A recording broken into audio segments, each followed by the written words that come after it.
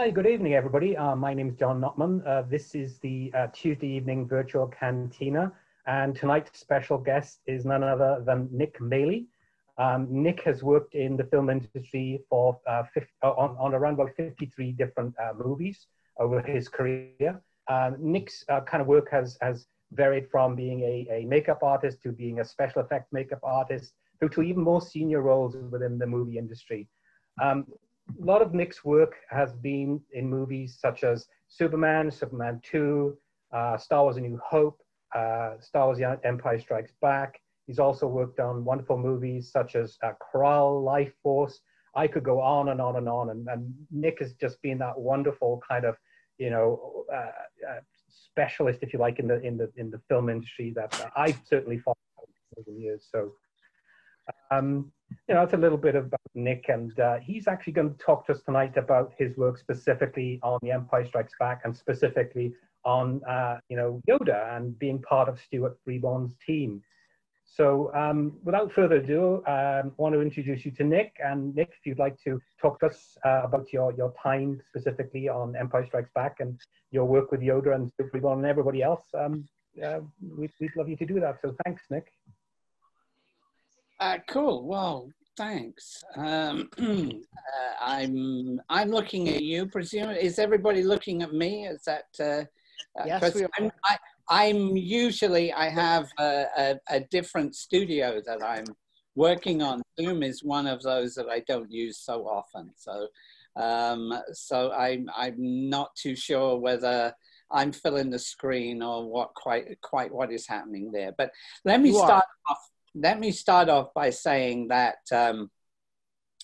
hello, I'm Nick, and they call me the Yoda guy because of work that I did on Empire Strikes Back. I did a lot of other movies after that, but Star Wars is such a special movie that's what, everybody tends to remember me for.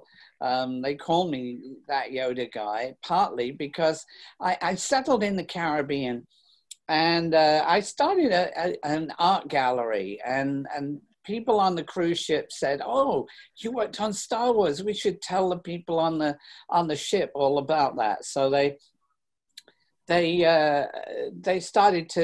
got some photos of me working on Yoda, and they showed those to people and said, "You should go and see Nick at his gallery." Well, these people would get off the ship and they wouldn't be able to remember Nick Maley, and they wouldn't be able to remember the name of the gallery, and they'd wander up to people and say, "Where's that Yoda guy?"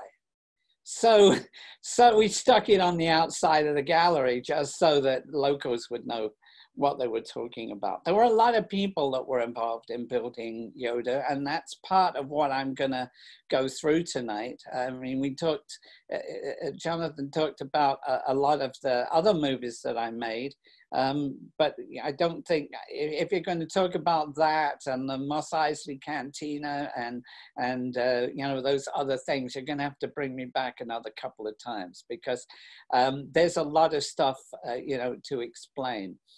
I started to put together, back in 96, there was very little information on the internet that really related to building Yoda. In fact, there was a lot of misinformation, because a lot of the stuff that comes out of the archive is stuff that's been put together by archivists who weren't there, who took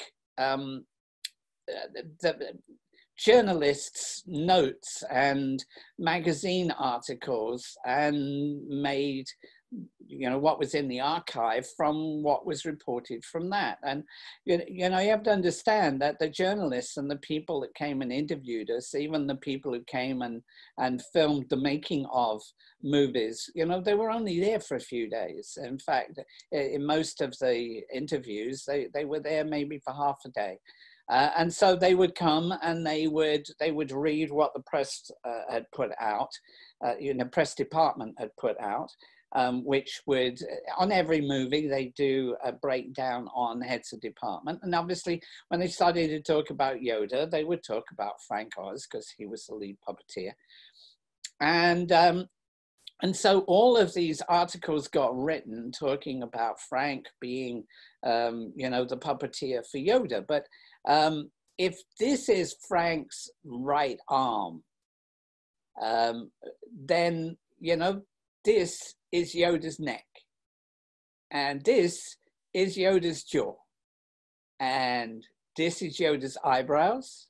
And this is Yoda's lips. And with his other hand, he's holding the bottom of the cane. And so this is Yoda's left hand. So you have to ask, who's operating Yoda's eyes? And who's operating Yoda's ears? And who's operating Yoda's eyelids? You know, and who's operating the right hand?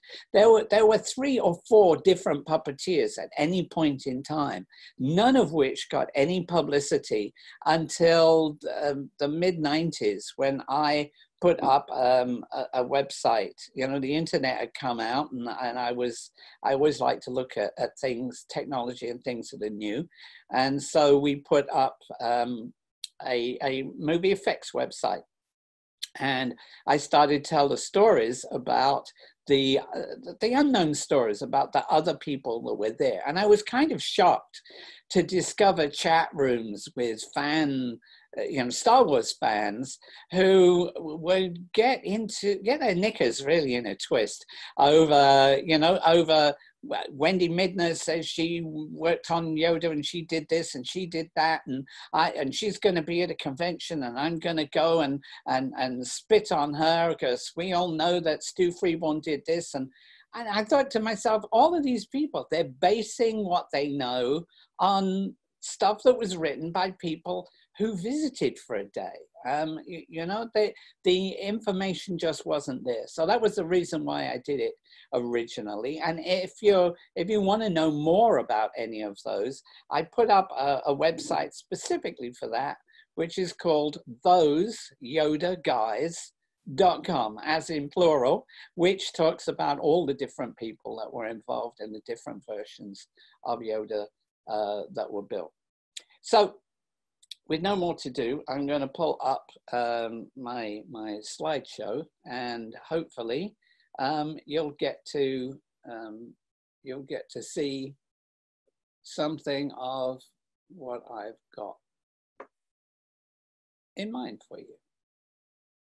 So I got a thumbs up there, so hopefully you can all see that. This is a presentation that I would normally do at conventions when I go and I do autographs, and then I do a panel. I like to do, again, these presentations. I have this one, I have one about the Mos Eisley Cantina, and some about other movies that I made. I even have one that's really a Jedi's guide to self-empowerment, which is based on my little book of big ideas, trying to encourage people to follow their dreams. So so let's just run through it. I think it's going to take a little while because I'm going to break this down for you in detail that you may not have learned about before. So let's just take a quick look at this character that we created. I mean, Yoda was so characterful. I mean, he was so heartwarming, not because of the technology of what we built, although that helped, but largely because of the work that the puppeteers did, and I'll talk about them a bit later on. You know, he had so many different expressions. People talk about animatronics, and animatronics now tends to be all about servos and radio control. And actually, you get much more out of a human being as a puppeteer than you ever do out of servos and other things. On Life Force, we had one sequence that had 23 puppeteers and 3 computers operating 24 servos. It was very complex, a lot more complex than Yoda, but actually the personality of Yoda came through because of the great work that the puppeteers did. It's the humanity that came through with that.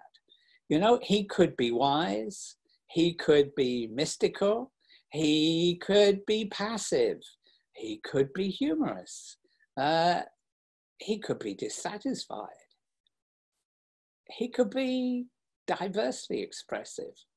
You know, we're talking 1979, this is 40 years ago, and Yoda was destined to become the world's first animatronic superstar. This was absolutely cutting edge technology for that day.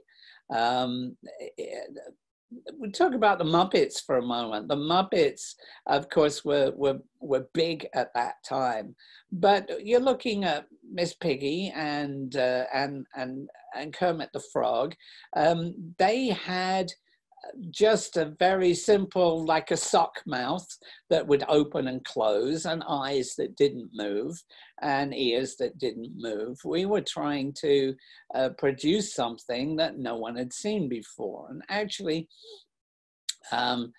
people were very nervous about whether or not we could get away with a puppet as a main character in a feature film, because it just hadn't been done before. This was, I think, 2 to 3 years before Dark Crystal and more before Labyrinth. And, you know, to put it in perspective, at that time, the latest Apple computer came with 8K of memory. And, you know, everything was, you had these little floppy disks. So, it was even 5 years later, I think we had 268K computers, and there was only enough power to power one radio control unit. So it just gives you a measure of, of what it was at that time. You know, the visualizations of Yoda began with a series of illustrations. Now, when people are talking about Yoda illustrations, they always think of Ralph McQuarrie. But you have to understand that Yoda actually evolved, the way Yoda looked evolved dramatically during the movie making process. So any drawing, any illustration that you see by Ralph McQuarrie or anybody else that actually looks like Yoda, the Yoda that you know, was done after the movie was made. It might have been done for, for books and illustrations, but this illustration you're looking at now is not one that was done before. And most of the illustrations for Yoda were done by Joe Johnson, not Ralph McQuarrie. Now, in the script, it described Yoda as a strange blue character. And so all the early drawings showed him as a Smurf. I mean, he was just so unlike the Yoda that you know. Yeah, he was kind of elf-like. Here we have, a naked Smurf with a little hat. The variations upon the theme. We do have the pointy ears, so that's a start. He always, all of these you can see, he has this little pointy hat, and he has a long staff. Doesn't have a cane at that point in time, and he has kind of oversized feet. After a while, they kind of started to rethink the blue, and Yoda became a garden gnome in kinky boots. I'm just so glad they didn't stop at this point, because I don't think I'd be here talking to you today if this is what Yoda had ended up as. At that point, Ralph McQuarrie did get involved, and he did this set of drawings that it looks more like a sort of anorexic American Indian. It's got the pointy ears, and somewhere you can see this this image down here has something of the domed head. And that acted as the inspiration for the next sets of drawings, which Joe Johnson did, where which were completely different to what he'd been doing before, but made him look a bit like a bulldog or something. I mean, and not very trustworthy. These half-closed eyes and this big slit of a mouth.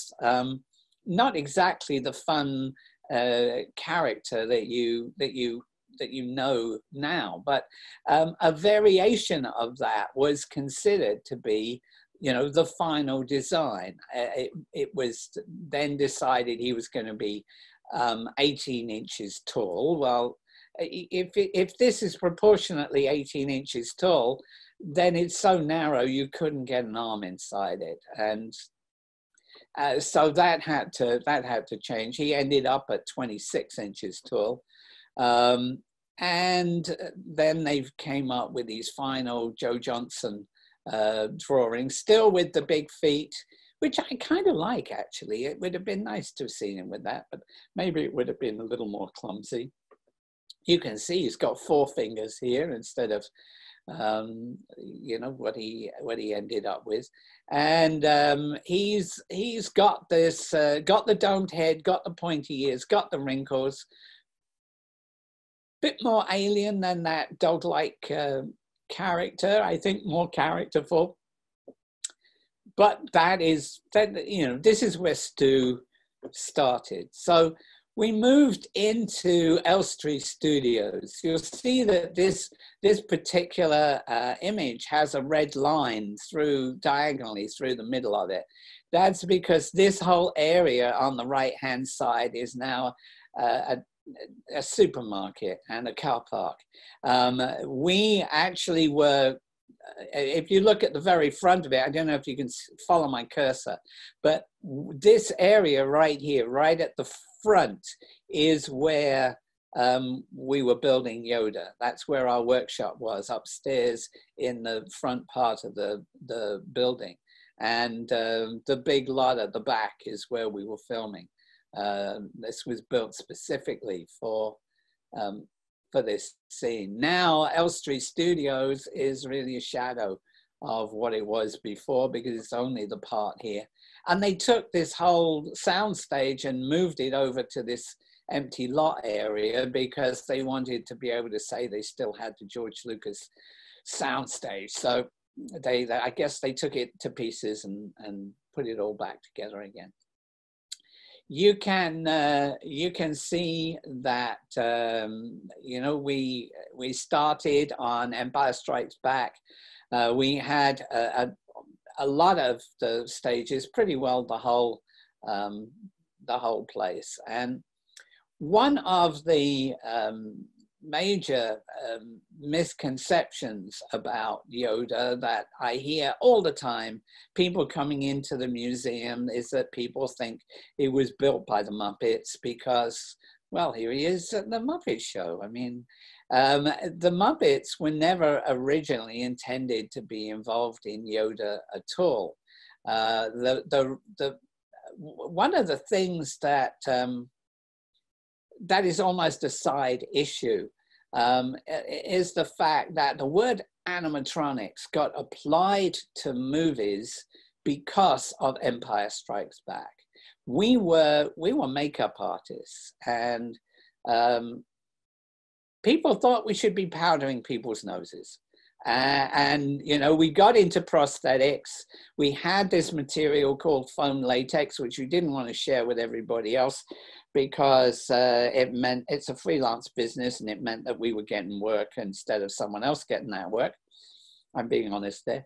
And so the thing about foam latex then, it's not like foam latex today. It was a very touchy material, very sensitive. Any kind of oil would cause it to break down. It would swell.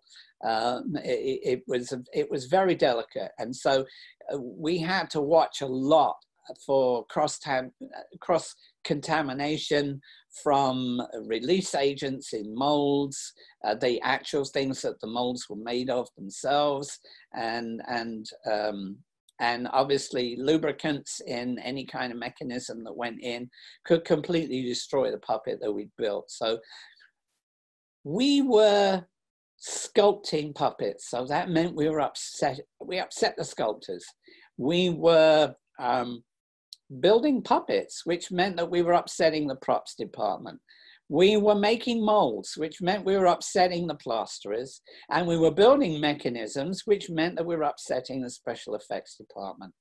And so consequently, it was suggested that we should start to form a new branch, which we would call animatronics, so that we could cover all of these things. Stu and myself, we weren't really that fond of that idea because we were makeup artists and we liked to do our prosthetics and our other things, and we didn't want to be put in another branch that was going to be something, you know, entirely different. But what we didn't realize at the time was that the person suggesting it had done a deal with the Muppets for being a producer on Dark Crystal, and he was setting the scene for bringing all the Muppet puppet makers into the film industry through this new branch. So a little piece of history there that you won't find anywhere else. So there were no puppets with sophisticated eye movements, ear movements, capable of subtle changes of expression before Yoda. Puppets were made from cut foam and cloth, just like the Muppets, with static eyes and only jaw and neck movement. Yoda's eyes looked up and down and left and right. His eyelids opened and closed. His ears not only went up and down, they went in and out. So he had a lot of expression in those. His eyebrows allowed him to frown, and of course the neck movement and subtle expressions from the mouth were being operated by Frank. The Muppets did, you know, Jim Henson and Frank Oz did come into the studio for consultation, but they, you know, most of the time they weren't there. You'll see some photos, but a lot of this stuff was done specifically for publicity.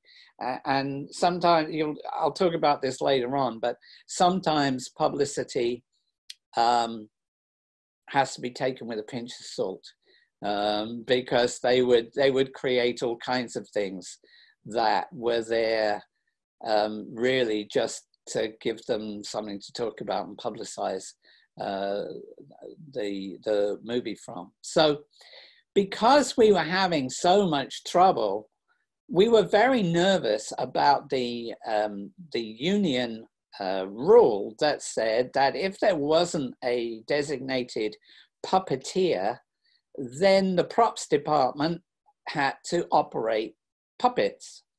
And the props department thought that they should have been building Yoda in the first place, I think, and they weren't happy with us. So it was suggested that since the Muppets were filming the Muppet Show 15 minutes away in another studio in the same town, that we should ask them to come and be the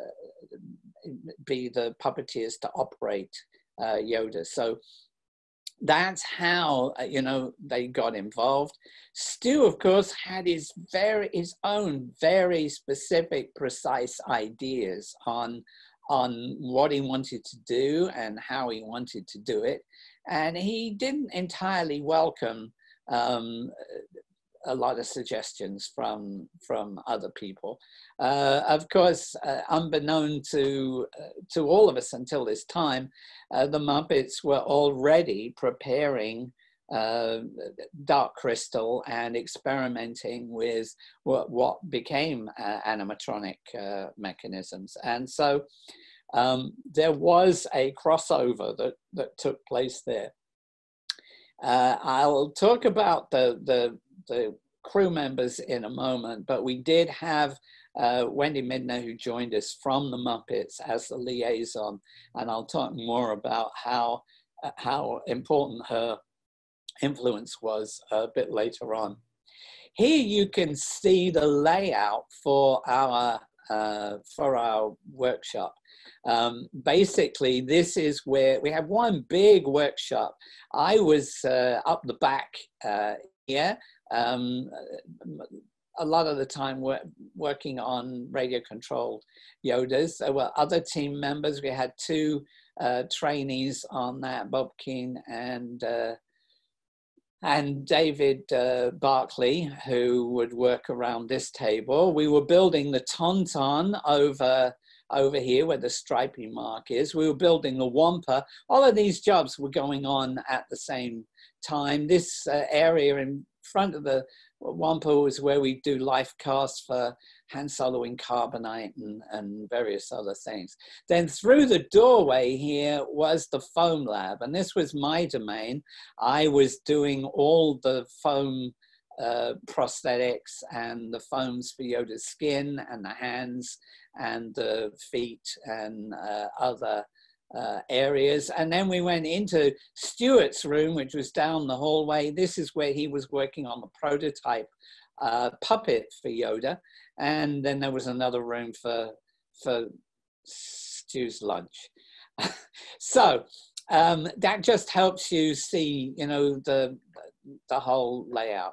We had this little storeroom too off to one side. That's going to be relevant to something I tell you about later on. So here's a picture of that main room. This is Stu talking to one of our plasterers. They had a separate workshop that they would work to produce polyurethane and other parts for us. That was outside of this area. You can see part of the Tauntaun mold on the table here. You can see a Wampa arm. There's also a little maquette that Phil Tippett had done of the Tauntaun there too. And if I'm in this photograph, I'm behind all these shelves in the back there, which is, you know, where I used to hang out. So I remind you again, this is the final design that Joe Johnson had done, and that's what Stu really started sculpting. And you can see that sculpt here. You see the ears are bigger, the domed head isn't quite as big. You know, yeah, it's kind of alien, he's kind of quirky, but he certainly isn't as lovable as the character that, you know, that we've come to know. Stu, you know, was the old man of prosthetic effects in England, and he really was doing this, or he did the first Star Wars because he had done 2001: A Space Odyssey, and the apes for 2001: A Space Odyssey were really very much the beginnings of animatronic suits in a modern sense. There had been suits that were done by Charles Gamora back in the 30s that were, you know, ape suits for the Three Stooges and stuff like that. But Stu took it to another level, and that's what Chewbacca was based on. It was based on the same technology as those apes, only put on a much taller guy. So the family always worked together. Stu is the little one in the middle. You see him with one of the skins that I foamed. Kay was a makeup artist too. She was doing Princess Leia's makeup, and she would make lunch for Stu, but she didn't really work very much in the workshop. There are publicity photos that show her there, but Stu was a canny guy who used to somehow always send us on errands when they were coming in to take publicity photos. And so the publicity photos for the very first Star Wars, you only ever see the Freeborn family. You don't see any of the other people that were working there. The only reason that people know that I worked on Yoda was because the stills photographer came in unannounced one day while I was working on Yoda and took the photo that you'll see a bit further on. Graham was my very good friend, and Graham was a great guy. He's an unsung hero of Star Wars. If you bring me back sometime, I'll talk to you about the Mos Eisley Cantina. And, you know, for principal photography, Graham's the guy who sculpted most of what is in that cantina. And no one ever talks about him. So I always try to give him a good push. You can see here casting Harrison Ford. Stuart and Graham are applying alginate to Harrison Ford. I'm off to one side, just behind Yoda's, Stu's back, mixing the materials and passing them to them as they are progressing. And you can see me with Stu opening the live cast right there. So there's a video that indicates that Yoda was sculpted in 2 weeks. That's absolute nonsense. That was one of those things that were filmed for publicity. Stu sculpted this character like the drawing that Joe Johnston had done, and they weren't really very happy with it. And they went away, and he did a few changes, and they came back, and he did a few changes, and they went away, and he did a few changes, and 4 months passed.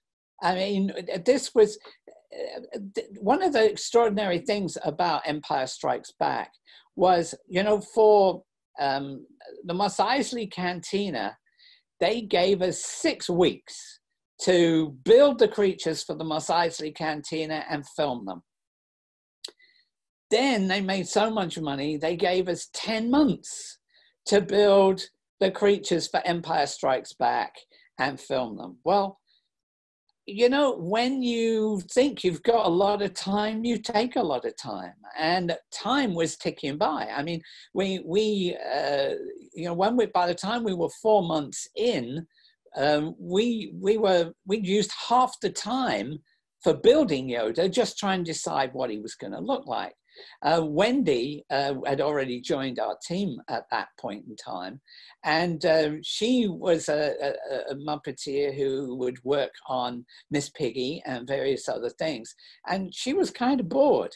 So she made this foam Yoda, made from cut and stitched foam, which you can see in the back of this photograph as well.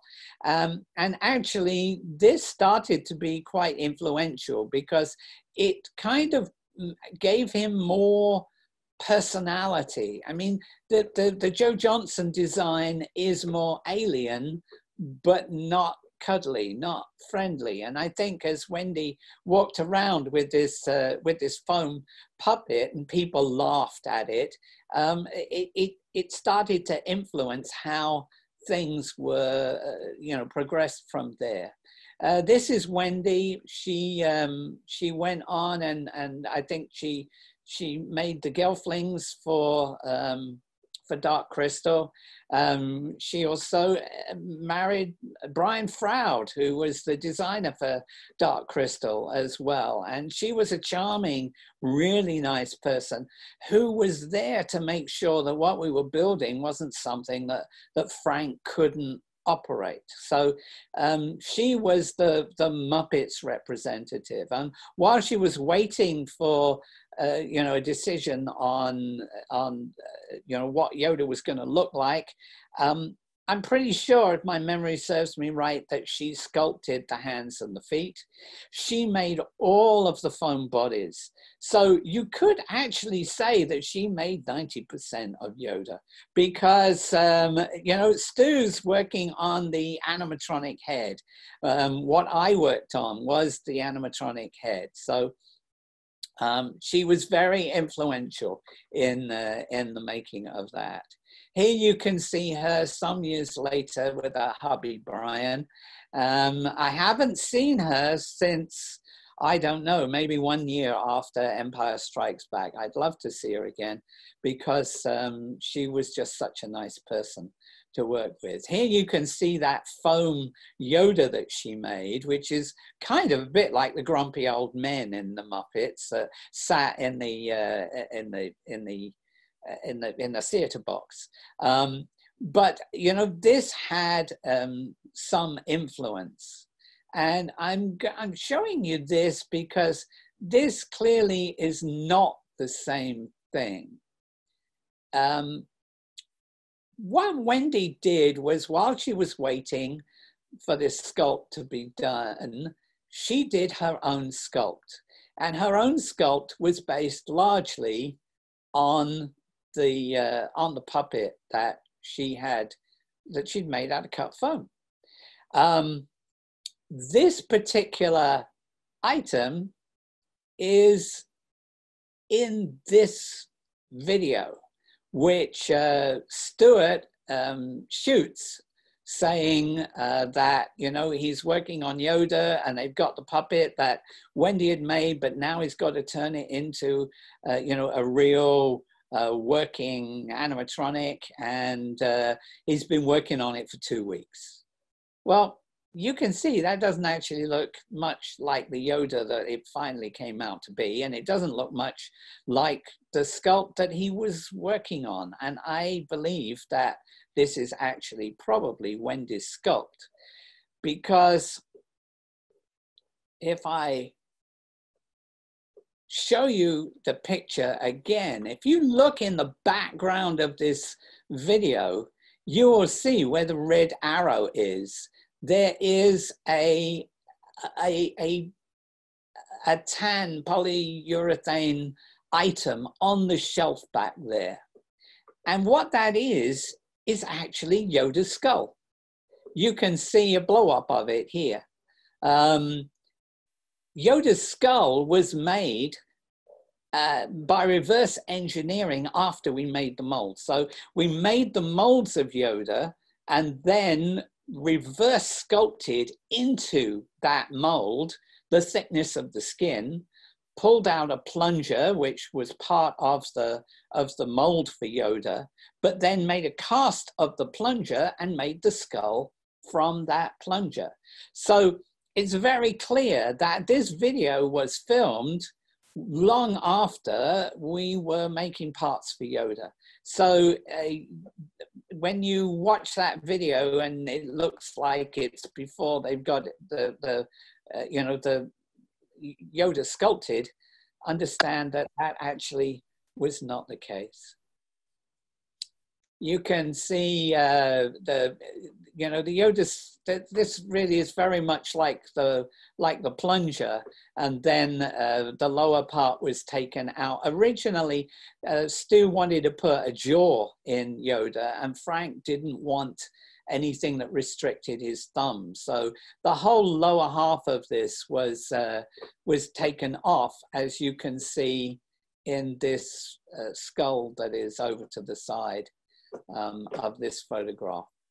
So you saw how things were going. We got into the last 2 weeks of trying to make Yoda. We put a deadline on it. You know, we had to be molding and getting underway after 5 months, because we only had 3 months left and we hadn't even started on a decent working mechanism. So the thing that changed everything was that in the last 2 weeks, Stu had a picture of Albert Einstein on the wall, because he was trying to put wisdom into Yoda, and he had a picture of Gandhi and he had a picture of Einstein, people that were considered to that generation to be particularly smart. And so the smiling eyes and the white hair and the big upper lip, which was actually a lip extension that we added on afterwards to simulate Einstein's moustache, makes his upper lip look longer than it really is. That all comes from Einstein. And then Stu sat and sculpted the lower part of the face, largely from his own face. He had a mirror that was there. And ultimately, you know, it looked so much like him, you know, we couldn't understand why we didn't just paint him green and stick the ears on, because we could have done that a lot quicker, but we didn't. Here you're going to see the molds. That was where I started to get involved. I prepared the sculpt for molding, which is a very nerve-wracking when someone spent 5 months working on something and you know you're going to destroy it when you pour the mold. The mold better be right. This next picture is not me pouring that mold. This was me in 2015 when I was rebuilding Yoda, but it was made in exactly the same way, where you can see how it's grounded up, and they were poured plaster molds. Yoda was sculpted on Frank Oz's arm. Yoda's hands were sculpted on Stu's granddaughter's hand, because at the time it was thought that we would get children to operate Yoda's hands. And so the hands were very fragile in the glove form because they were made of foam latex, and they kept ripping, and they were too small because they'd been sculpted on a child's hand, and it was decided that we would, they would squeeze puppeteers' fingers into them instead. And so I ended up making 7 of these molds so that we could mass produce almost throwaway gloves. Here you can see some of the skins of Yoda and Chewbacca. I took those photographs in 98 when I was visiting Yoda, and Stu had those pieces there. You can see me here doing the foam runs with one of the trainees behind me.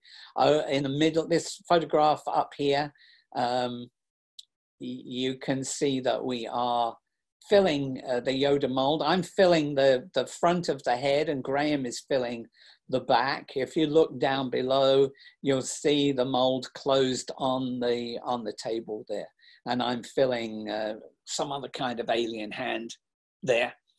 So Yoda's hands were, there were different kinds that were made. There were solid Yoda's hands that were used with the puppet when, like the hand that was on the top of the cane. But then, they cut some of the glove hands that we made and put little inserts in so that the puppeteers could squeeze their fingers into the finger part. Here's some of the crew: Graham, Kay, Stu, Bob, the trainee, Brian, the cleaner, who stood around most of the time, Barbara, who was the chief hairdresser, myself, Barbara's assistant, Pat, and Dave Barkley, who I think is the luckiest guy I ever met, who at 18, started out as a trainee in the creature effects department, and within 2 months was a puppeteer operating Yoda's eyes.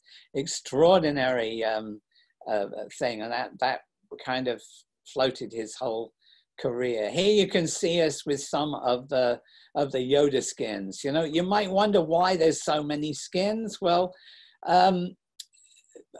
making a foam latex skin, you're doing it against a clock. You've put a chemical into, you've aerated latex, which means you've made a souffle out of latex, and you put a chemical into it to make it flocculate so it doesn't collapse again. And you have until it flocculates to fill the mold. And the Yoda mold was particularly complex to fill because it's a 3-piece mold, and there were lots of opportunities to get air bubbles and various things. So, every day I would run the Yoda mold, trying to get that extra perfect one and an extra perfect one and an extra perfect one, so that we had them standing by for whatever it was that we needed later on. You can see here one of Yoda's feet. Those were made out of foam as well. So Stu's animatronic drawings were not exactly the most sophisticated.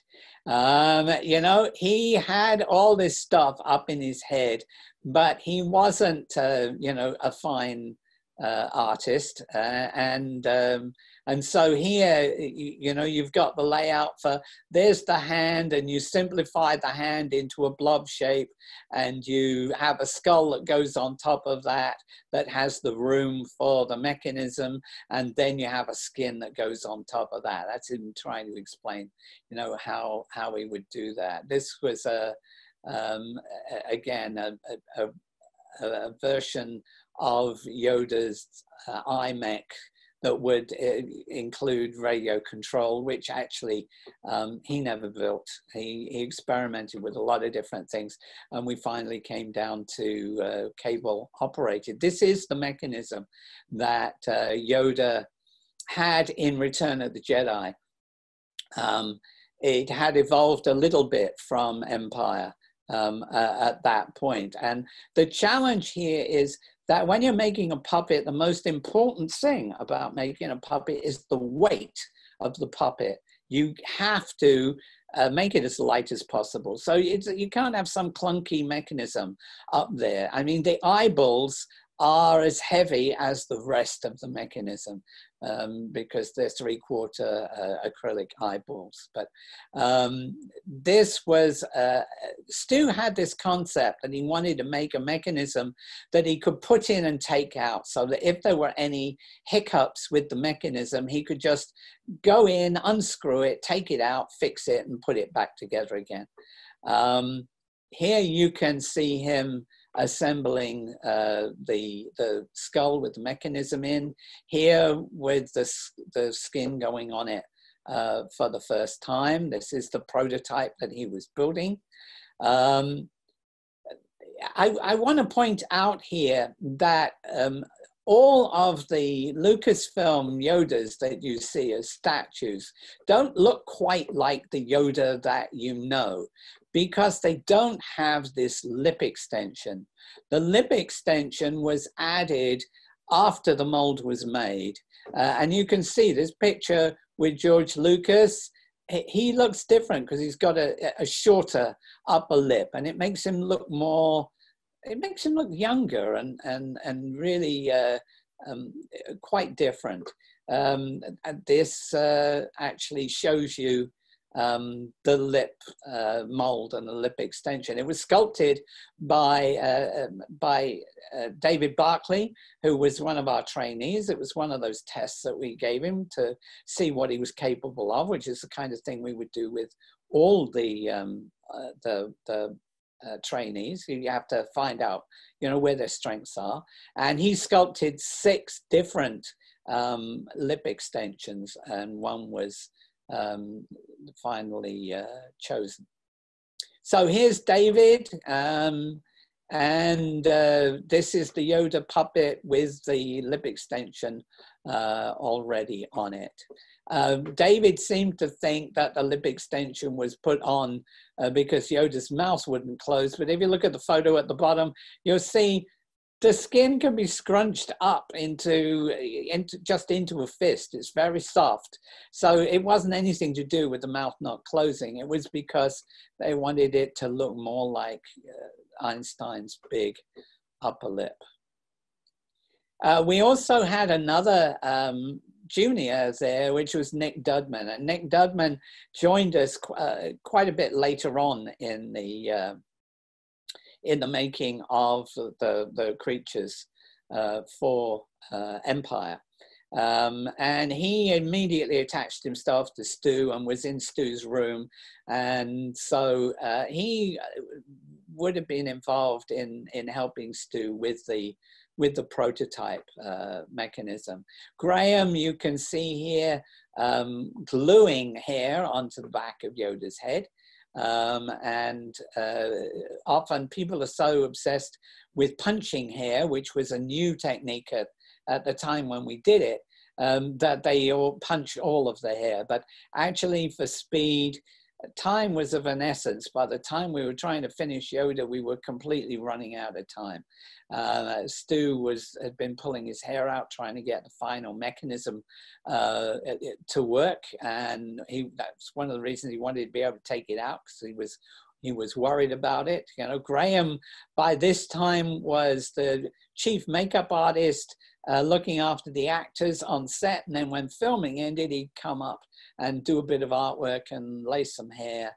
And so the hair was glued on the back and needled on the top.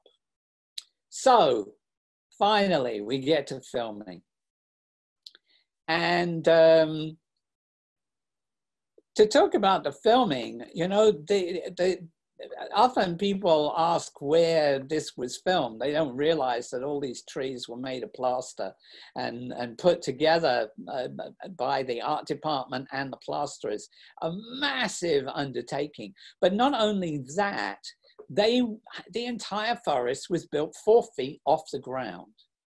So if you look at the photo on the left, you can see there's Yoda's house being constructed out of polystyrene.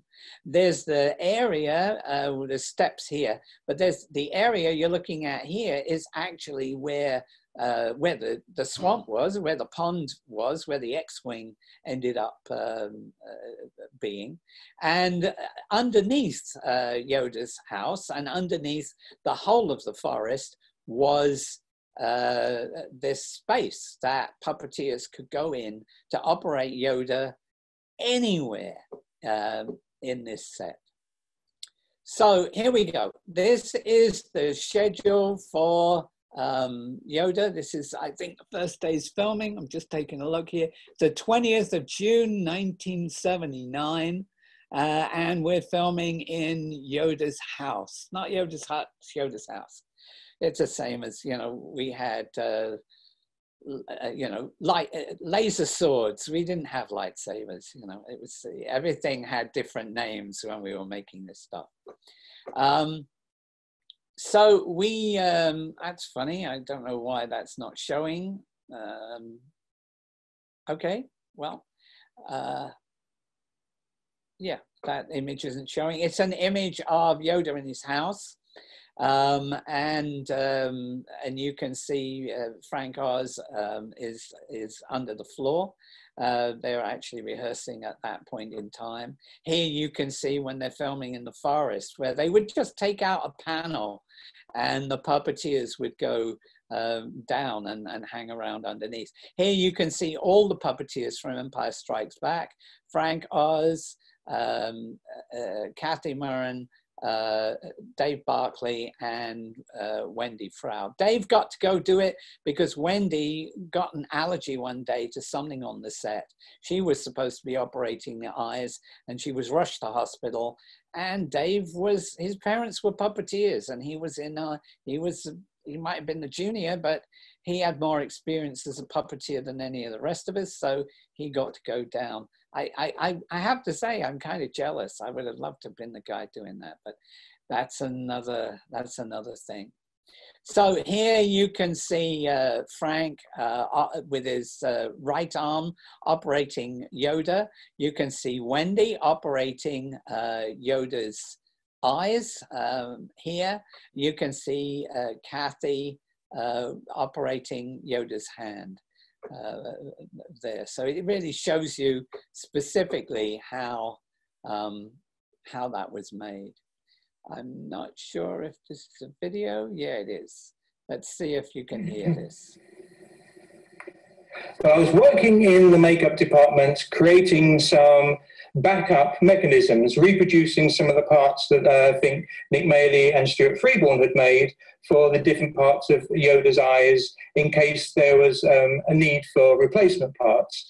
And suddenly there was a bit of a problem on set. Wendy Midner had suddenly become very allergic to something on the set. Nobody really knew what it was. And she was sent off literally in an ambulance to hospital. Now, Wendy had been controlling Yoda's eyes for Frank Oz, who is the chief puppeteer for Yoda.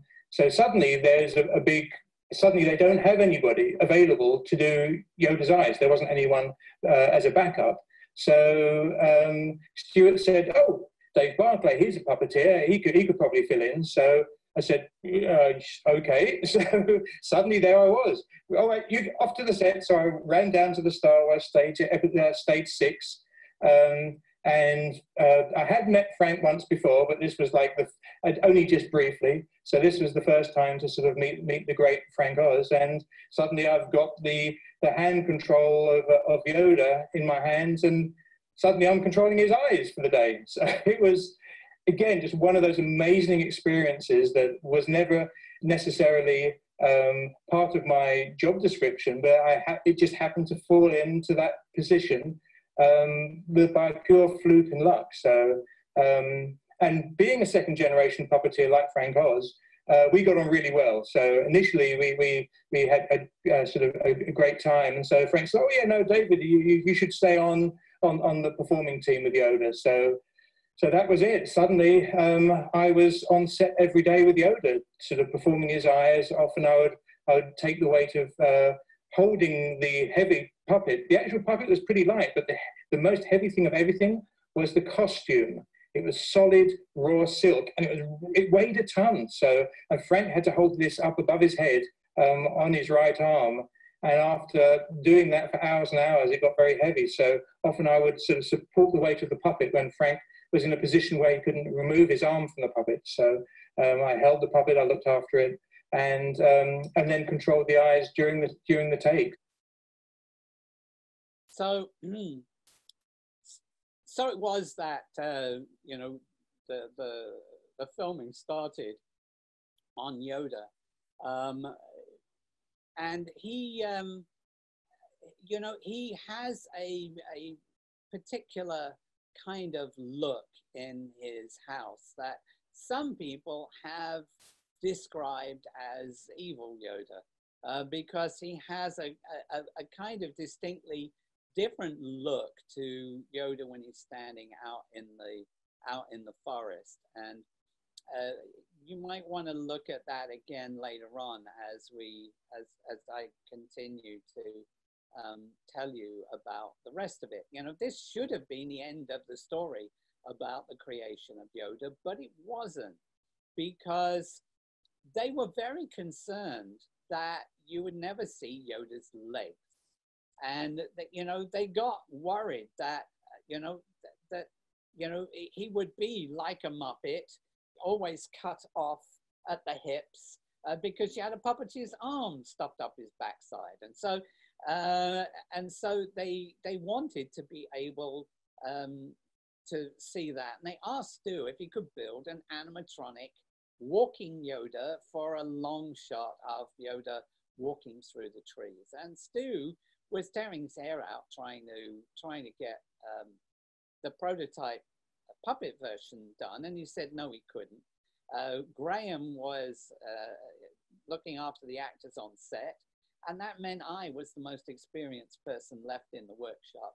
And so they came to me and said, could I figure out a way of getting that shot? And so I suggested that instead of making a Yoda that was animatronic, that we, I don't know why these images are missing there. I can see them here, but they don't seem to be showing up there. Anyway,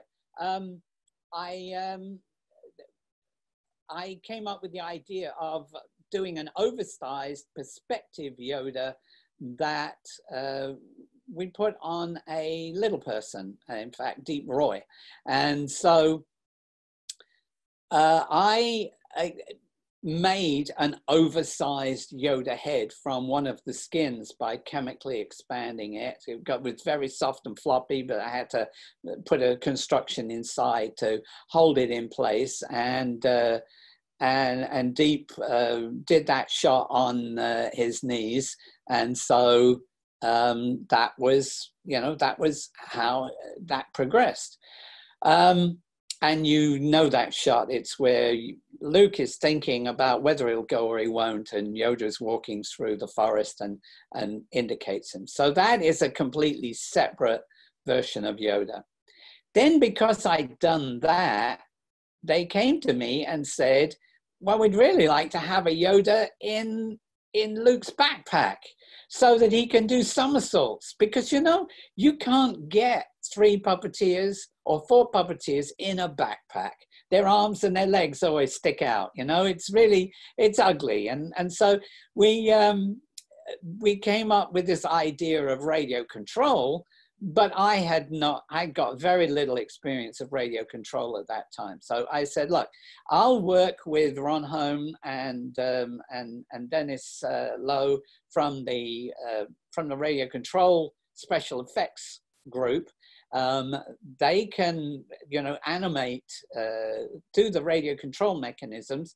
Then you bring it up to me and I will fit the skins and fit the ear mechanisms and the other stuff. And that was the second Yoda that I specifically built. Here you can see the, this is film 2. This is the walking Yoda. It's very short, and are these going to show up? Yeah, there you go. Here's Deep Roy. In the costume, the hands and the legs I didn't make. I worked on the head. I think the props department made those other parts. You can see the expression is a little different because it's not mechanical. In fact, I think I've got ping pong balls in there that I cut the irises out for him to be able to look through. It was something very crude like that. But you see, he's so far away. Who the hell would know, right? And no one knew how tall the trees were, so you didn't realize that Yoda was suddenly 4 feet tall instead of 26 inches. So those are those 2 versions of Yoda. You can see other photographs of the Deep Roy version there. These are the guys that were working on the radio control mechanisms. Ron Hone in the red shirt, Dennis Lowe in the blue shirt. Ron was the supervisor for all the radio control stuff, those little robots that were running around. And you can see different pictures of the radio control version that obviously balanced on Luke's foot. Once you've got a radio control version, it's obvious that they're gonna use that as well. As soon as they get into a close-up of Yoda in the backpack, well, of course, we've got Frank Oz and a close-up puppet to work on that. So to recap, 3 different types of Yoda: a close-up puppet, a full perspective Yoda, and a radio controlled Yoda. And that should be the end of the story, but it's not, because the puppet version had a few problems, as Mark likes to talk about. They had a radio control receiver in my ear, and they'd comb my mop top over the ear to disguise it, because Frank and the crew were buried in trenches. You know, they'd cover them up, you know, with the wood and then put the moss over it and fix it and all that. Even a few seconds of usable Yoda could be ruined if no matter what he did. You know, if he was like making Jerry Lewis expressions, stay serious, because, you know, who knows, like I say, they might not see it in 3/4 or whatever. And he seemed to be absent a lot. He'd break down, they'd run him off to the workshop and try and get like close-ups then, or stuff that, you know, okay, let's turn around on Mark. And they put a stick with a piece of tape on it for, you know, okay, he's about, how's that eye line? Okay, oh, that's good. So I learned very quickly, every amount of rehearsal was valuable. A run through, even with the mock Yoda, which wasn't all wired up and was just a shell of what it was. You know, you have to use the sense memory, even though it was only a half an hour ago, because most of the time when you see me talking to him, he's not there. And then when it's over his shoulder, depending on what they needed, if they just needed an ear movement or something like that, a lot of times they take the really complicated one and work on him and put in his stunt double for the scenes. And I learned early that if he went cross-eyed or did something goofy, I shouldn't react. I shouldn't react to silliness of it, because especially if the camera didn't notice, if it was like over his shoulder or something, it would be still usable. Yeah, so we were having a lot of problems in this regard. Stu was standing by all day to take the puppet out and try to fix the mechanism. Basically, they'd spent so much time deciding what Yoda would look like. There just wasn't enough time to build a completely working, closely engineered mechanism that Stu had wanted to build. And so all night he would stay working on the mechanism, and then the next day they would be filming again, and he would be dozing in his room waiting for the puppet to break down so that he could go fix it again. And then that night he was working all through the night again. Well, of course, in Star Wars, we had a creature shot, which don't normally have on the film. And that was great. And obviously, a very important character that arrived in The Empire Strikes Back was Yoda. And it was so difficult. Stuart Freeborn, who was the head of the makeup department, was having terrible trouble getting it to work properly. And I did everything to give him the maximum amount of time. We started shooting in Yoda's house on Mark Hamill as Luke Skywalker, and then I got nothing else left to do. So I said, "Oh, Stuart, we've got to do it tomorrow." And I came in the next morning and went up to Stuart's room, and it was locked. I banged on the door, and he opened the door, and I went in there, and he had Yoda in pieces on the table. I said, "Stuart," but we made it. And guess what? A gentleman by the name of Nick Maley came along and fixed the whole thing. Basically, while Stuart was trying to fix the prototype puppet, you know, Lucasfilm was losing an estimated £70,000 a day due to the delays. So Robert asked me if I could build some kind of backup that at least had moving ears so that they could see something. And I asked Bob Keane, who was a trainee that I'd been working with, to stay with me. And we worked for 3 days and 3 nights to build what became known as the backup Yoda puppet in record time. Of course, we'd already made the skins, and we'd already made the skulls, and we'd already made various things. It was a matter of putting this thing together and trying to figure a mechanism that we could put in to make it do as much as we possibly could. You know, I was hungry and I wanted to make my name, and I knew that, you know, there are times when opportunity strikes and you can say, "Oh, should I do this? What if I say I can do this and then I fail?"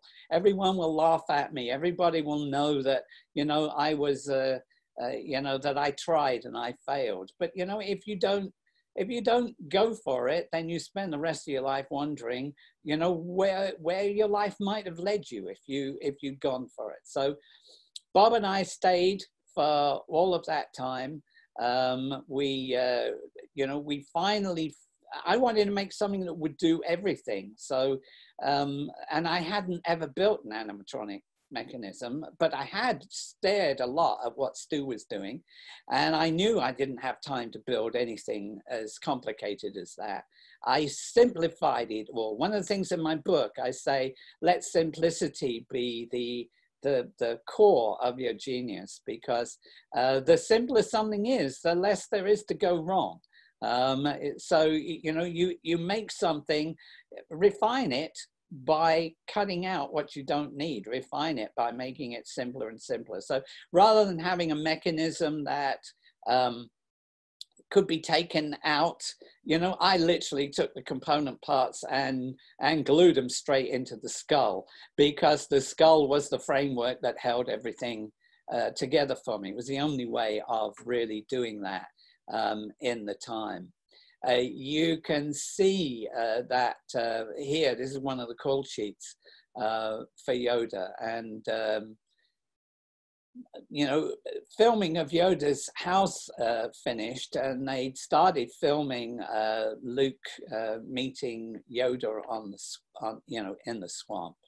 And you know, Bob and I, we finished this work. We worked 60 hours in 3 days, and I took the puppet, the backup, down and gave it to Wendy, who took it to Frank, and we were too tired to actually drive home. So that storeroom that I pointed out in off the workshop, we went and lay down in the storeroom and went to sleep.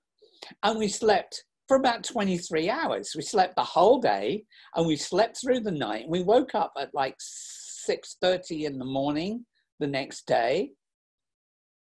And I said to Bob, well, we've never been invited to Rush's, but God, it would be interesting to see what they filmed on our stuff yesterday.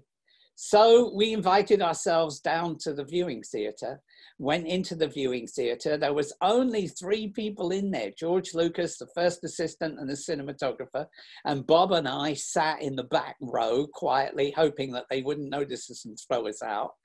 And this is what we saw. How do you get so big that you own a this kind? Listen, Fran, we didn't need to land in that puddle, and if we could get our ship out, we would, but we can't. So why don't you just... I get your ship out. Hey, get out of there! No. Hey, you could have broken this. Don't do that.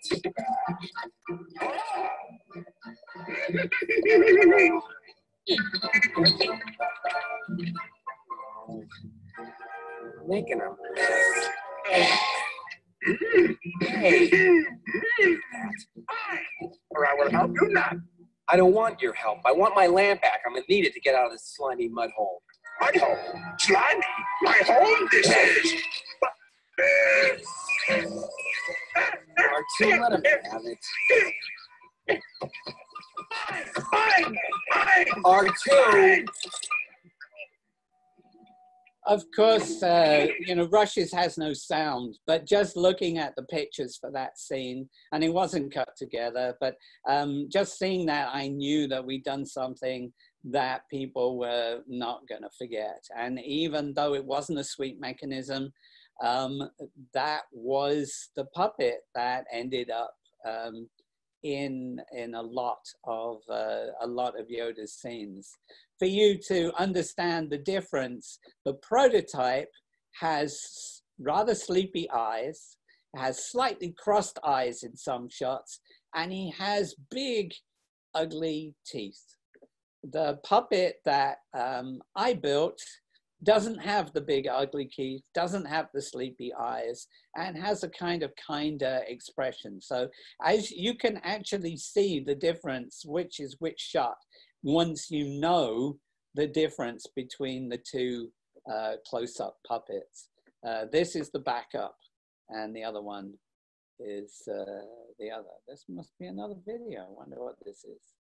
And I think that's why Yoda was so successful, because it was very well sculpted, which was a gorgeous sculpt from Stuart Freeborn, beautifully painted by Graham, and then Nick Maley's Yoda, that was the second built Yoda, that was built because Stuart's needed some repair, and the producer Robert Watts wanted a duplicate Yoda on set so they could continue filming.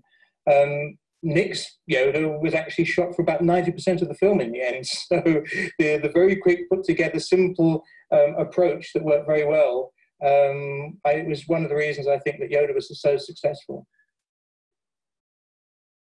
So here you can see Dave looking after that. He became a really important member of the team. And you know, what we did to build Yoda was groundbreaking in its day, but it was what the puppeteers did to bring him to life in a believable way that really made him so lovable. You know about the problem with the costume because we just heard Mark talking about that. He's always lit from above and from behind, so he doesn't just, you know, if you flat light him, he just looks like a lump of rubber. And if you look at photographs of Yoda lit differently, he doesn't look like the same character at all, right? I mean, but you know, it's always important when I go to do conventions and I've got a Yoda with me. I always try to put a spot on the back of his head so that I get a light that is more like the way that Peter Sue filmed him. There was more than one body. Wendy built 3 bodies. This one, the arm goes up through the middle of the chest. Obviously, the version that you've seen most commonly, the arm goes up, you know, from below through the bottom. But he also had a version where the arm went in between the shoulder blades. Left, you can see the prototype puppet. One of the ways that I tell the difference also is the neck fixing. You'll see there's little pop studs at the bottom of the neck, which is how it was fitted into the costume to make sure that the neck never popped out of his collar. Down in the right-hand corner, this image has Velcro instead. That's the version that I did, and you see what happened to those 2 Yodas 20 years later. So this is 20 years ago. They literally disintegrated from the smoke and the oil-based smoke that creates the atmosphere that was there. I went on to do a lot of other movies. You can see you know, some of those things that I created for other movies there. But ultimately, Yoda's has a special place in my heart. This is a Yoda that I built in 2015 from memory. Basically, I sculpted it just using the distance between the eyes as my gauge for size, because in photographs you can never tell that. And you can see here where I'm putting together the mechanism, which is really pretty much identical to what Stu, the skull that Stu had here. And you can see me kind of working on that there. This is all parts for that version. I'm now coming to the very end of another version of Yoda we've managed to reverse engineer from relics that came out of the molds. And so you'll see some of those periodically. This is how the foam bodies were built. It's obviously is what Wendy did that I'm mimicking their skins.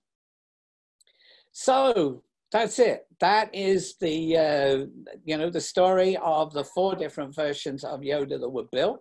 If anybody's still awake, and they've got any questions, then you know, then I'm here to answer them. Well, first of all, thank you very much for that, Nick. That was an absolutely amazing, wonderfully insightful presentation, and I'm sure everybody that's attended tonight has really enjoyed listening to you and talking about, you know, your work specifically on Yoda for The Empire Strikes Back. And what a wonderfully poignant presentation this evening. As you know, it's the 40th anniversary of the movie released this year, so which makes this even more special to talk to you this evening. So I just want to remind everybody, if you do have a question for Nick, please add your name to the chat, okay? Add your name to the chat, and then I will open the mic and you can actually talk to Nick directly, okay? So while we're queuing up a few questions, Nick, and you'll have a few minutes to answer them, I'll start off with this question. I've seen a lot of your presentations over the years, and each of them are wonderful on the various things you worked on throughout the Star Wars movies, particularly.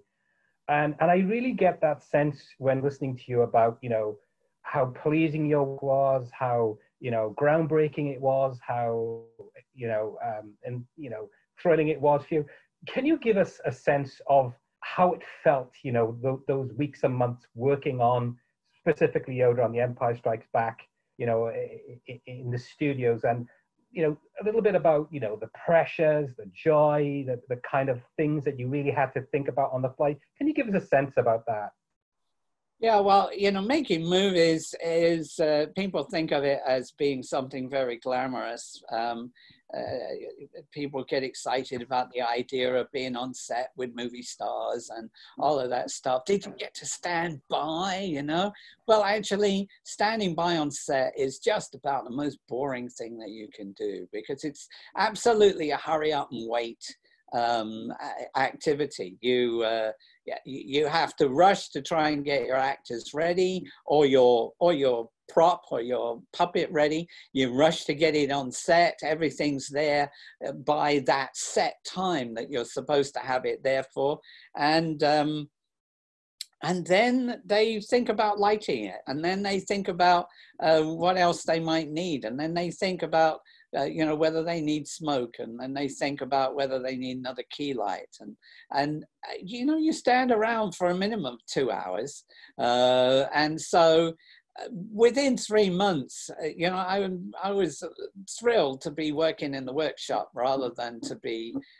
down on the set all the time, because you have to be absolutely focused on being ready when they need you. If they say final checks and you're having a conversation with someone or a sandwich in the corner, you're in trouble, right? They want you in there, do your checks, get the hell out in 15 to 30 seconds, even though you've been waiting 2.5 hours for them to call for you, right? And you can't go in, most of the time, you can't go in and fix something if it's a rehearsal, because you don't want to interrupt the rehearsal. Sometimes when an actor's sitting in a chair, I might go over and fix them up or whatever else. But so, as a head of department on later movies, I always had a main makeup person who would look after standing by on set.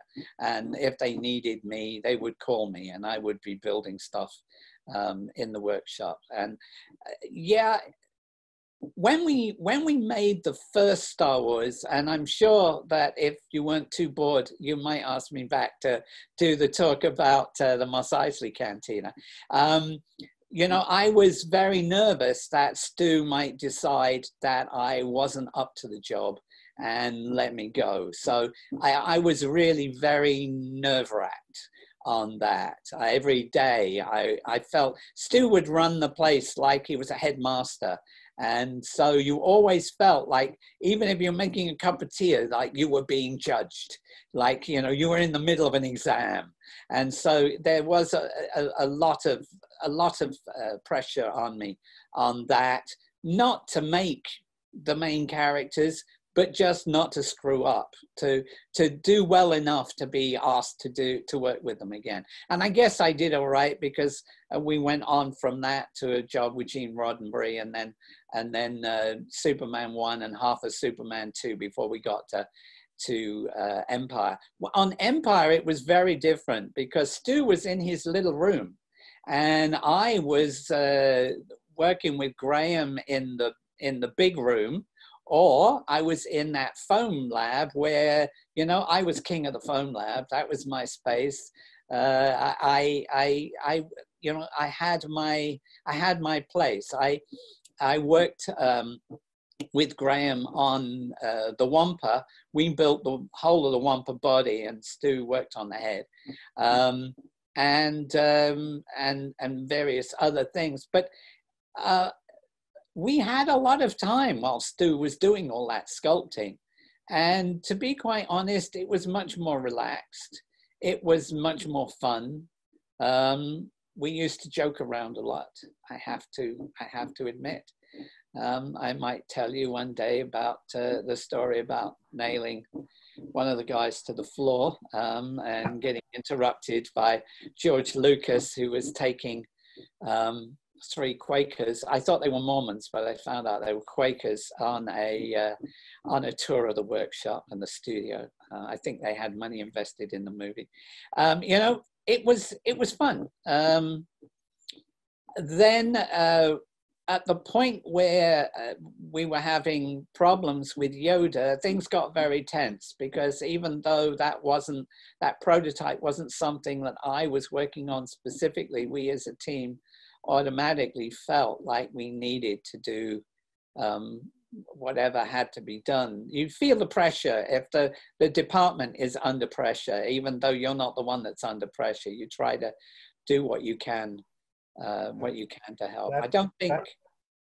Yeah, I was going to say that's a great insight, Nick. That's wonderful, and we certainly would love to have you come back and talk about your work in the Cantina. That would be amazing.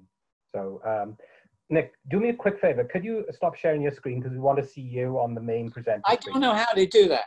I don't see anything that tells me what I have to do to. Oh, there you go. You've got it. That's good. Perfect. Someone else did it for me. That's good. Okay, so we have the next question, if we can, Nick, if you do have time. Spencer has a question for you. Spencer. Yes, Nick, thank you so much for joining us this evening. It was an absolute treat to see how Yoda came to life from its inception and everything. So thank you very much for sharing that amazing presentation for us. It was absolutely above and beyond anything that I had expected, and thank you for that. My question mostly has to do with, I remember hearing about the fact they used one of the older molds for Yoda in The Last Jedi. Do you know what enhancements were made to the puppet for Episode 8? In short, no. That I know that it's been said that that they had the old Yoda mold, but I've not seen any photographs of the mold that they had. And you have to understand, the photograph that you saw that I showed, the black and white photograph of me filling the molds, I believe that is the only photograph that there is of that mold closed. Eventually, it took a long time because Stu didn't want to let it go. Eventually, Stu sent the mold to Lucasfilm. And obviously, by that time, it had gone through 2 movies. In those days, we used to run foam at 100 degrees, which is boiling. And that's dangerous because any moisture in the plaster is expanding. Any bubbles in the plaster are expanding. And so similarly, when the mold is cooling down, the outside of the mold is cooling at a different rate to the inside of the mold. And so we would get what was called shelling, where there'd be like 1/8 of an inch of the outside of the mold would kind of flake and chip off and fall off. So the mold was starting to look pretty tatty by the time Lucasfilm got it. Lucasfilm were very nervous about, this is all they've got of Yoda, is the mold, remembering that the Yodas that they had were rotting away in the warehouse. They took them to the archive, in inverted commas, which is basically a shelf in a warehouse, and didn't even box them or do anything. And so they literally just rotted on the shelf in sunlight and whatever else, and disintegrated. That would be the one from Return of the Jedi. Stu had the skins from Empire Strikes Back. So here's my question. What they did was to make those Yodas that went out and did all the shows, they made new molds. They would take a plug out of the original mold, and then they would make a new mold off of that plug. Then later on, whatever happened to that, maybe they made another mold, but they made that other mold from something that was taken out of the second mold, not out of the first mold. And every time you remold something, it's a bit like a VHS copy. You know, every time you recopy it, the quality gets lower and lower and lower. And there was no one on episode 8, to my knowledge, who would have known, looking at a mold of Yoda, whether what they had was the original mold or one of the molds that was made in the ILM model shop. So that's the first thing. The other thing, I think we got to remember that, got to have a moment to talk about episode 1. Nick Dudman, who was working with Stu in his room as basically as his runner, knew what Stu had built. He knew how Yoda was made. And so I thought when he did episode 1 as the head of department, that we would get a Yoda that looked like Yoda. But he allowed one of his guys to resculpt Yoda, and he became this other character that that later they covered with the Blu-ray. So talking about episode 8, we have to say that what they did on episode 8 was a vast improvement on episode 1. Despite the fact that, unlike Nick, nobody that was there had actually been on that first movie. But the critical thing about the lower part of the face, remember I said that we took the jaw out, the lower part of the face just hangs from the skull, from the cheekbones down. And so it's the way the hand attaches to the skin that creates the shape of the lower part of the face. I know that they made him out of foam latex the same way that that we did, and I think that was the right thing to do, because you don't reinvent grandma. You know, grandma is grandma, even if she's old-fashioned. That's why she's grandma. And so, you know, you need to build it the same way. I don't know of any additional innovations. I think they were trying to make him as close as they could. I was disappointed with the ears, which kind of waggled up and down rather than having the more sophisticated mechanism that we had on Empire. But I thought that it was a good effort. I thought it was very disappointing for them that they put so many digital layers over the top afterwards. You know, Yoda in Empire Strikes Back looks like he's standing in the forest with Luke, because he's standing in the forest with Luke. Yoda in episode 8 is on a rostrum in front of a green screen. And so the background is laid in separately, and the flames are laid in separately. And when you see him standing up, there's a wider shot, I'm pretty sure that his feet and the lower part of his costume are all laid in digitally. It's the head and the shoulders that are the practical effect. So I think it was a shame for Neil and the guys that worked on Yoda that there were so many digital layers that were laid over it that detracted from the work that they'd done. Great, thanks. Thank you, Nick. Yeah, that's great. So another quick question. Frank, you're up. I think you had a question for Nick. Hey, Nick, thanks for being with us tonight. You're welcome. Hey, so some of us, many of us here got to meet you at Celebration 6 in Orlando. And I was wondering if you could tell us a little bit about that experience of meeting the fans and attending the celebration.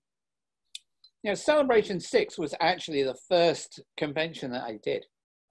You know, I was tucked out in the Caribbean, and I kind of have my own venue normally on a daily basis, with cruise ship passengers coming in to see me. So the idea of getting on a plane and going somewhere else to meet fans when they come to me all the time wasn't something that I had pursued. But Celebration, I'd seen so much about it, and I really liked the idea of doing it. Official Picks asked me if I would like to go, and I have to say, I really enjoyed it. I mean, conventions are a little strange because you have your place, and there's this whole event that is going on. The autograph hall is always kind of separated from everything else that's going on. So you hear things through a curtain, but you're not really quite sure what's going on over there. You see old friends that you haven't seen for a long time. They're across the room, about 20 people in that direction. But you don't get to go and talk to them because you're supposed to be at your table signing stuff for people. So, you know, in the evenings, sitting by the bar, talking to people that I hadn't seen for 30 years, that was brilliant, you know. Interacting directly with fans and doing a bunch of autographs, that was really nice too. Because a lot of the fans there were with those core fans, the ones that are really super serious. Whereas a lot of the people that come and see me here are fans of the movies, but not necessarily the people who normally go and study every shot and every little piece and collect autographs from everybody who had a cup of coffee on that movie, you know. So it's a different you know, it's a different thing. I really enjoyed it, and I kind of got the bug from that, and I've enjoyed the celebrations that I've done since. Although now, since it's been taken over by Topps and Disney. Disney want to focus on the characters, not on the people who made the characters. So they tend not to invite many of the people who you know, who created these things. So usually, if I'm there with one of these later ones. I'm talking about Celebration particularly. I'm there with maybe one of the exhibitors, like Prop Store I was with in Chicago, because Prop Store was had become a sponsor of the second version of the rebuild of Yoda, which I'm finishing now.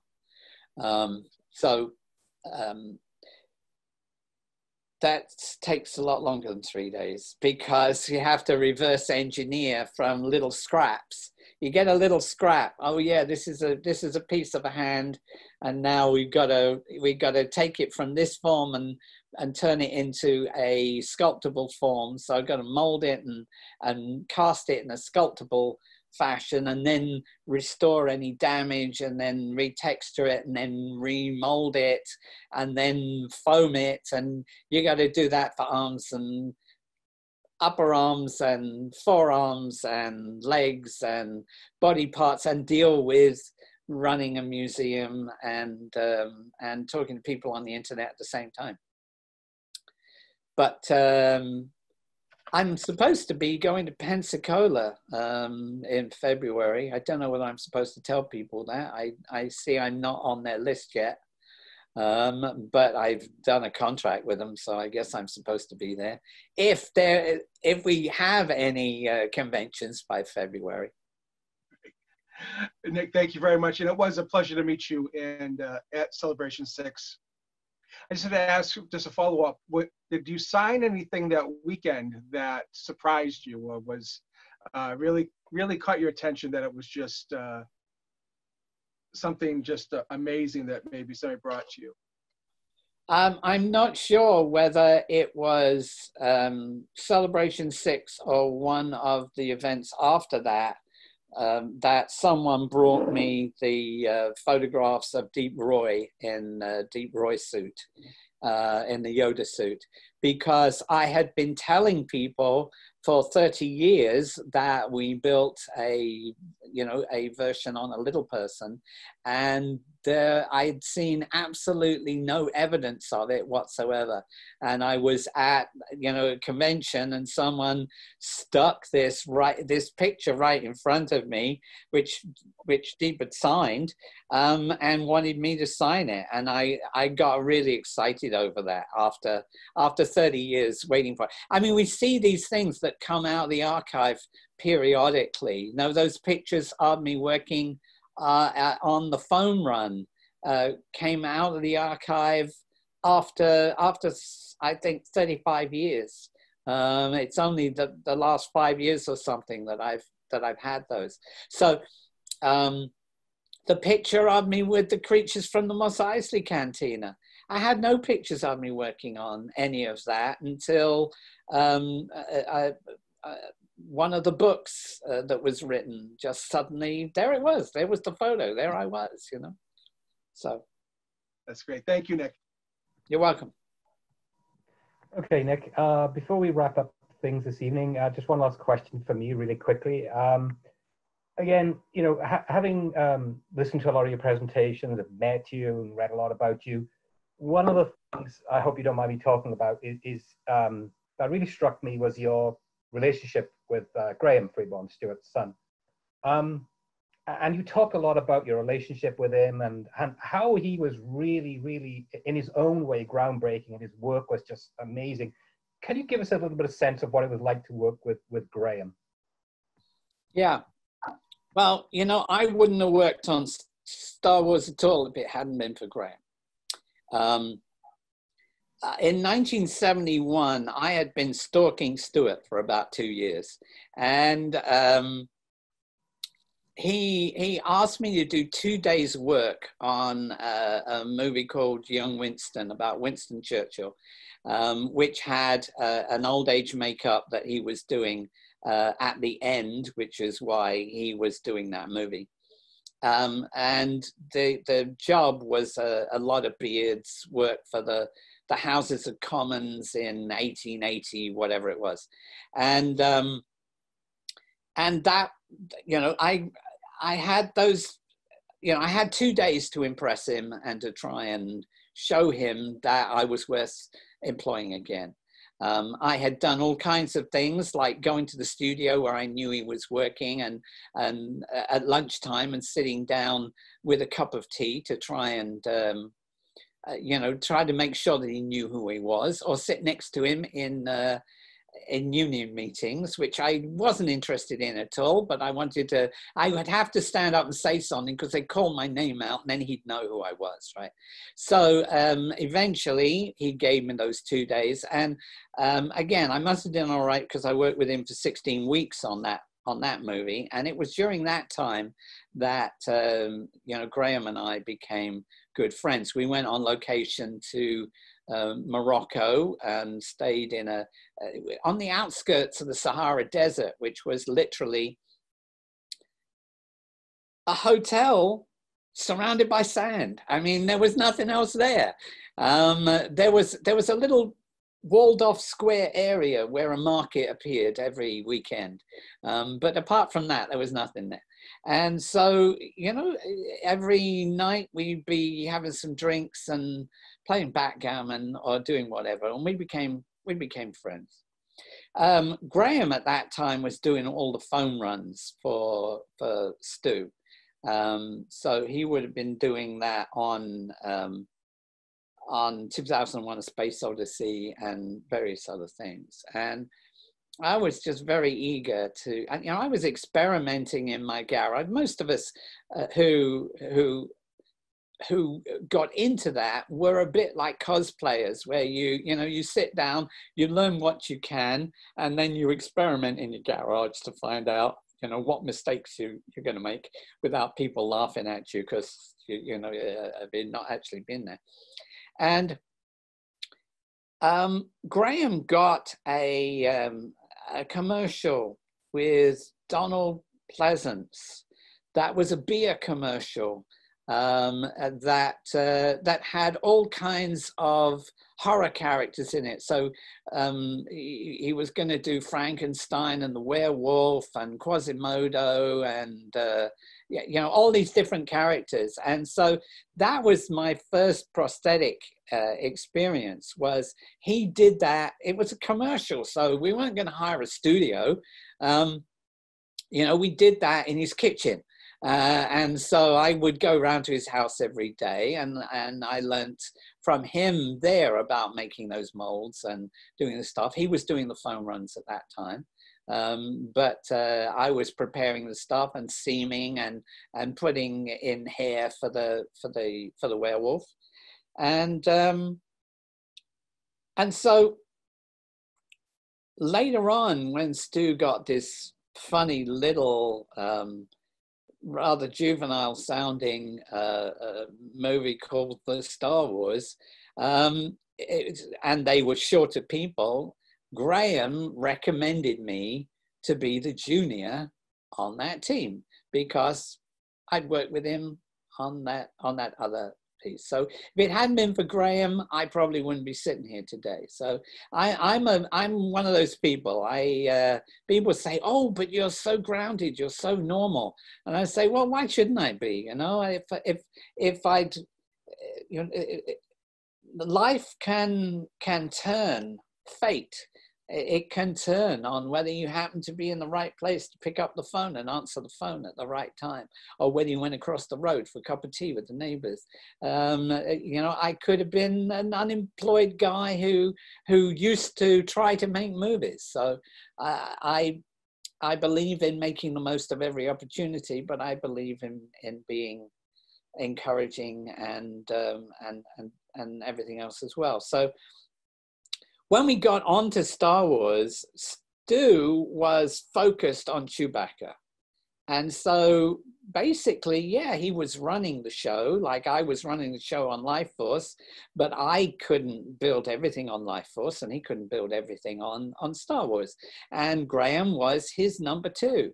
And so most of the characters in the Mos Eisley Cantina, as I will point out to you when we do another talk, if you ask me to, were sculpted by Graham. And yet everybody, it was like when I got into that chat room with a bunch of, probably there were 12-year-olds or something in there that all thought they were experts on Star Wars. And who was I? I was just another name in a chat room, right?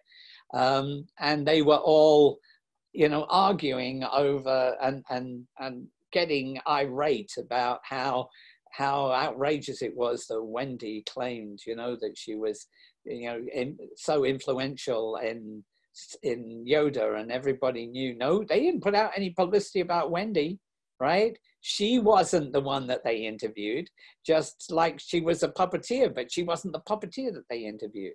So, you know, she was one of those people who wasn't getting the publicity that they deserved, and so was Graham. Because I worked on a lot of those characters, making eyes and doing artwork and seaming and you know, various things. But Graham was the one who was sculpting them in a day and a half and just knocking them out to fill the room. And here's another one, and here's another one. Stu would say, "Oh, let's have a creature that's influenced by this," and Graham would do it. I think one of the problems there that I'll talk about when we do that is the fact that I think Stu was very terrestrially bound in his sense of creature design, and a lot of the creatures that George picked out were the few odd ones that really didn't fit that bill, like Greedo and Pondo and others that just didn't, they weren't so. But, you know, okay, you know, Graham was doing those other characters, but he would probably have sculpted something entirely different if Stu hadn't pointed him in that direction. So it's a matter of he was quite the opposite to Stu. Stu was a meticulous guy who would do something and then rebuild it and then do it again and then rebuild it to get it really precise and perfect and in a practical way. Graham was the guy who would just grab a lump of clay, smash it into shape, say, there you go, that'll do, stick a tooth in here. And you know, oh, well, if they see the bit that isn't quite right at the back, well, then they're looking at the wrong thing. They're supposed to be looking at the actors. Because in those days, we never realized that people would run around with, you know, with machines, DVD machines years later and look at every frame. But, you know, that's the way of it. Great. Thank you so much for that, Nick. That's wonderful. Yeah, I was going to mention one of our members of our Star Wars Celebration group has nightmares about, is it Weird Lisa, the alien with lots of eyes in it? So we talk about that and joke about that a lot. Anyway, so thank you again, Nick, for joining us. I hope that you've enjoyed our company. I know that we've enjoyed yours over the last hour or so. It's been fascinating to listen to everything that you've had to say about your work, particularly on Empire Strikes Back and Yoda particularly. We would love to have you back if you have the time at some point to talk about your work, particularly on the Cantina creatures. That would be amazing if you could do that. So sure. On behalf of myself, on everybody within this group, thank you so much for spending some time with us this evening.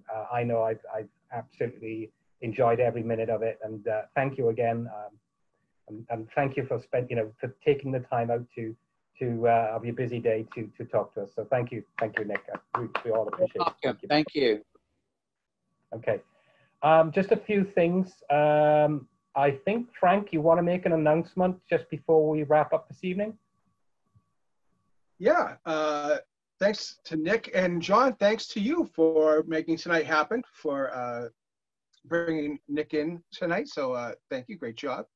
I guess before I announce next week's Speaker Series guest, I will say, since we're talking about Nick coming back, I am already working on the winter Speaker Series. So we have 8 guests lined up for a fall, and I'm already working on the lineup for the winter, which will be after the holidays. So this has really taken off and been a lot of fun. But next week, our special guest will be artist Christian Wagner. He does the Reflection series, which is very popular, and he was most recently at Celebration in Chicago. So I believe that will be at 7 o'clock Eastern Time next Tuesday night. So we hope you will join us for that. Thanks, Frank. Can't wait for that. Okay. Like I say, once again, thanks, Nick, for your time this evening. We would love to have you back. Always a fascinating insight to listen to your work. I'm one of those types of people that actually gravitate more towards the production crew than the actual actors. I've been seeking out and searching autographs and talks for people like yourself that are, heroes for me behind the scenes working on the movies. So it's been delightful to talk to you, and thank you once again from everybody here. You're welcome. I agree. I see, we talked about Celebration 6. There were people at Celebration 6 that were there because they were an Imperial officer who happened to be standing next to Darth Vader and would have a queue of people that were standing there. And one of the people that was there was my old friend Robert Watts, who was, the big boss at the time when we were doing Empire, but, became a good friend. And,